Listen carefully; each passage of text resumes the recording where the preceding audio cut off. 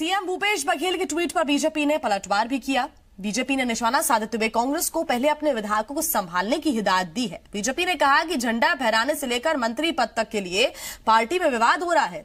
इसके साथ ही कांग्रेस में आदिवासी विधायक का भी अपमान हो रहा है। ऐसे में कांग्रेस पहले अपना घर देखे। वहीं बीजेपी के जवाब को आड़े हाथों लेते हुए कांग्रेस ने बीजेपी पर तंज कसा है। कांग्रेस का कहना है कि बीजेपी को चिंता करने की जरूरत नहीं है। हम तो गिन भी नहीं पा रहे कि हमारे पास कितने विधायक हैं। हम यहां 68 सीटें जीतकर आए हैं, इसलिए सभी का बारी बारी से सम्मान भी किया जा रहा है। बघेल जी अपनी पार्टी के विधायकों के सम्मान की रक्षा करें तो बहुत अच्छा होगा। जिस तरीके से बिलासपुर के विधायक का जिस तरीके से अपमान किया गया, अमरजीत भगत जी को लगातार अपमानित किया जा रहा है, आदिवासी विधायक को। इसके अलावा जितने भी वरिष्ठ विधायक है उसका लगातार अपमान हो रहा है। मंत्री पद को लेकर खींचतान मची हुई है। तो अपने पार्टी की चिंता मुझे ऐसा लगता है मुख्यमंत्री जी को करनी चाहिए, ना कि हमारी पार्टी की। हमारी पार्टी की जो भी है हमारे आंतरिक विषय है। कांग्रेस के अंदर झांकने की आवश्यकता इनकी नहीं है। कांग्रेस में कोई असंतुष्ट नहीं है।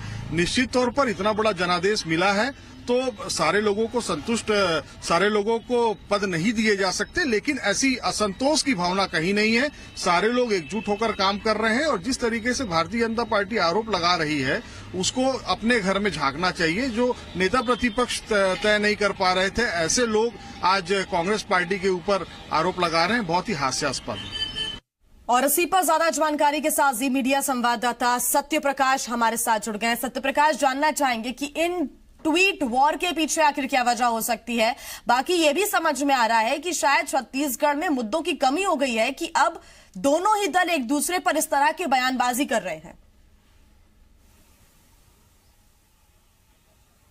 देखिए, एक बात तो साफ है कि जिस तरह से बीजेपी में वरिष्ठ नेताओं ने दूसरे वरिष्ठ नेताओं पे निशाने साधने की शुरुआत की है, उसके बाद कहीं न कहीं ये कहा जा रहा है और ये मानकर चला जा रहा है कि बीजेपी में फिलहाल सब कुछ ठीक नहीं है, पार्टी स्तर में बड़े नेताओं के स्तर पे।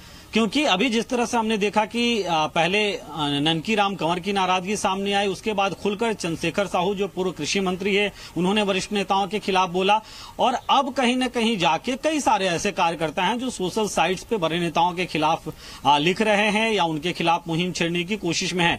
ऐसे में चूंकि कांग्रेस लंबे वक्त तक विपक्ष की राजनीति करती रही है और कांग्रेस अभी सत्तारूढ़ पार्टी हो चुकी है, लेकिन राजनीति में हमेशा ये देखा जाता है कि अगर किसी दूसरी पार्टी में कुछ गड़बड़ चल रहा है तो सामने वाली पार्टी जरूर उसको निशाने पे लेती है, और अभी यही कांग्रेस पार्टी कर रही है। क्योंकि बीजेपी में साफ दिख रहा है कि सब कुछ ठीक नहीं चल रहा है, हार की समीक्षाएं हो रही है, तमाम बातें सामने आ रही है, लोकसभा की तैयारी हो रही है और वैसे में मतभेद खुलकर सामने आ रहे हैं। तो कांग्रेस सीधा सीधा हमला अब बीजेपी के वरिष्ठ नेताओं पे बोल रही है और कार्यकर्ताओं का पक्ष ले रही है। भूपेश बघेल ने भी ट्वीट किया और सीएम भूपेश बघेल ने भी कहीं न कहीं इसे लोकतंत्र की हत्या जैसी संज्ञा देते हुए इस पे करारा प्रहार किया। वरिष्ठ बीजेपी के नेताओं को उन्होंने आड़ो हाथे लिया। तो कहीं न कहीं ये तो साफ मान के चला जाना चाहिए कि कांग्रेस इस पूरे मसले में श्रेय लेने की कोशिश में है, वहीं बीजेपी इस पूरे मसले पे बैकफुट पे नजर आ रही है। और अब से थोड़ी देर पहले ही, अभी हम बीजेपी एकात्म परिसर कार्यालय में ही मौजूद है, अब से थोड़ी देर पहले ही बीजेपी की संगठनात्मक बैठक शुरू हो गई है,